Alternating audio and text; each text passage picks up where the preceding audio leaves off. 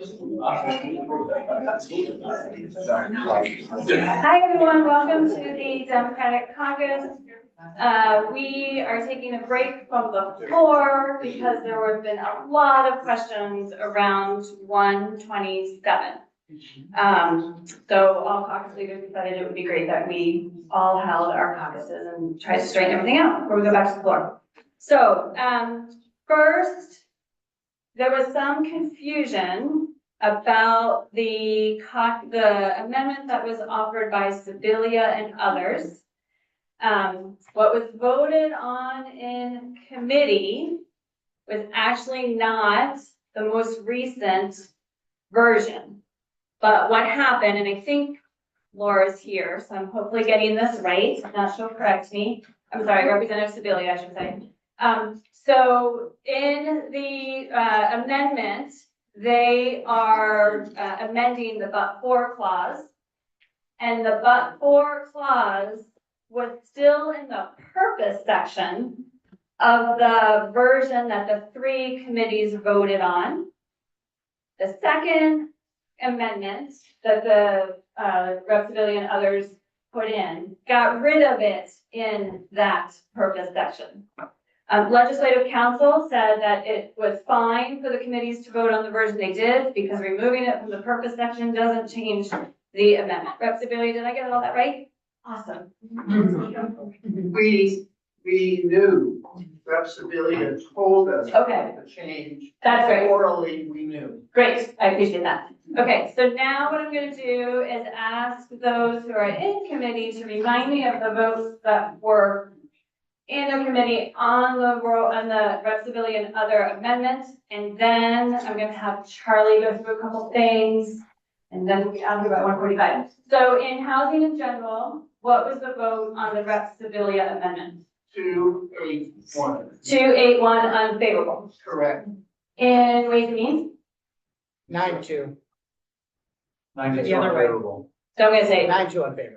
2-9 unfavorable, since we started with that way. And then 281 in powers. 281 unfavorable in commerce. So is everyone good with the votes? We're going to do it one more time. Mark? 281 unfavorable in House General and House. 281 unfavorable in House General. 290 in House Ways and Means. 290 in House Ways and Means. 281 in commerce. 281 in commerce. So I am now going to turn it over to Rep. Kimball, who's going to talk through the amendment so why the committees voted the way they did on the amendment from Rep. Sibilia and others. Does that make sense? Sure. Hey guys, you can imagine, Charlie Kimball from Woodstock. I've been preparing the floor presentation for both the House Ways and Means Committee amendment and also the amendment from myself and 4 other members. And so I'm deep in that mind frame, so I just have to take a moment to get out of that mind frame. You know how it's like when you present a bill. So while I can't speak to everybody's motivation inside of our committee, I can say that the thing that the Ways and Means Committee has discussed the most is the but-for test. And how that applies to most every economic incentive program that the state has. And we put that in because we felt strongly that it was important when you're using public financing that it was taking or filling a gap that could not be filled by other private resources. And that to do otherwise would then deprive the rest of the state of those particular resources. Now, in a perfect system, TIF is self-fulfilling. This is getting a little into the weeds of my floor presentation, but there are many cases where it's not, where that development may have occurred without the use of tax increment financing. And in those cases, that means you're diverting funds from the education fund, which would then go to lower your property taxes or defray the cost of education.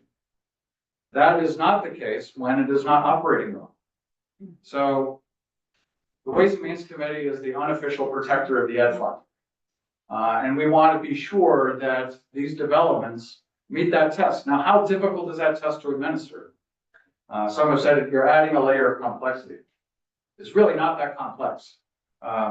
the application process itself, which has not changed, essentially, in the bill that we have from the Senate through the House General Housing, still has the whole application process about a house development site, a house infrastructure project, or housing infrastructure project plan. So that is still a barrier that a municipality and developer have to work together to do. And the but-for test in that process will clearly flesh out as to the need for that tax increment financing as part of the financial stack. So that's why the House Ways and Means has felt that the but-for test is very important. And I think that's all I got to say about that. Good. I was told to channel Jane Kitchell. I'm not really sure how to do that. I was thinking about it. Jane's really brilliant, and I just couldn't come up with it.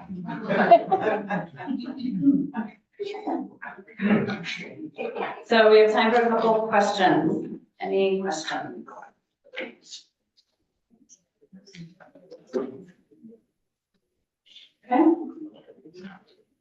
Anyone else? Charlie?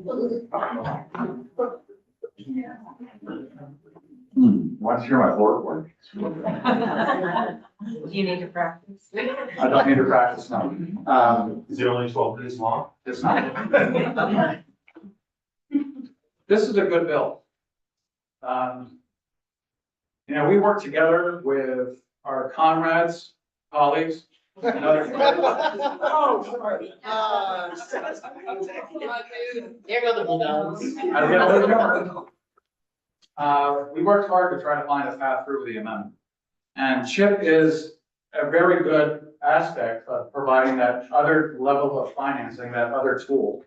And really through the amendment, we've tried to meet members' concerns. And I think we've done a really good job of addressing them, both in the Ways and Means Committee amendment, but also in the amendment offered by members.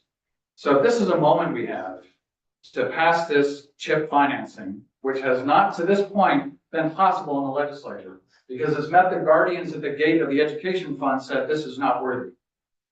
So this is a time when we've said it is very important to provide financing for housing. We're willing to expose part of the education fund in order to support housing, but there's a limit on it.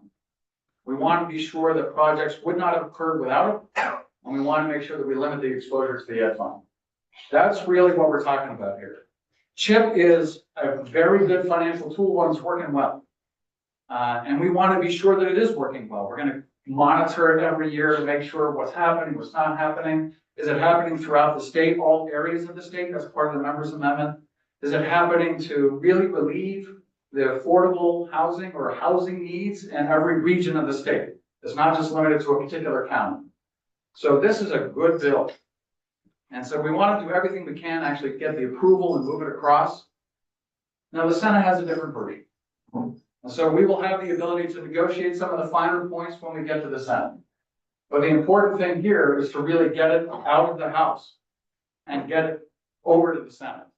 So then we can have that conference and really refine some of those areas where we know some members still have opinions and would like to see some changes.